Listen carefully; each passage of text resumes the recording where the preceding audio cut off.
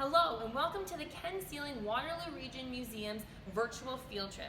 Today we're going to be talking all about what life was like 100 to 200 years ago. And at this stop we're going to be talking a lot about First Nations. But to really understand what First Nations life was like 100 to 200 years ago, we have to backtrack a little bit further. And we're going to go back 10 to 13,000 years. And 10 to 13,000 years ago, the First Nations who were living right here in this area were hunting and gathering for food. So that means that they were following groups of animals and they were collecting food that they could find around. They were also using tools made out of stone. So you can see I have two examples right here. Now after that, about 5,000 years ago, they started living in seasonal rounds. So this is a picture of springtime when they would be going to collect fish and fishing in large numbers. In the summertime, they might have places in the forest where they're collecting berries and fruits and things that would be growing in those areas that they knew about. They also might have a favorite area to go get animals and to collect them as well. So you can see that they have a cycle where they go there each season and they return back to those places. About 1,000 years ago, they started living a little bit differently where they were growing their own foods. So you can see we have our three sisters represented here. We have corns, beans, and squash. Together they helped each other to grow and to produce food that we would need.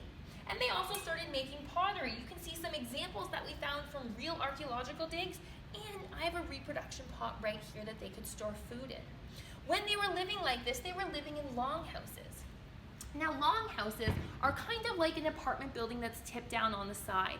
So lots of families would live in those homes together and they would share and spend a lot of time outside where they would be living and growing their food and having lots of lifestyle. So what I want you guys to do is to try figuring out what that looks like. Because for me, 10,000 years is a really long time.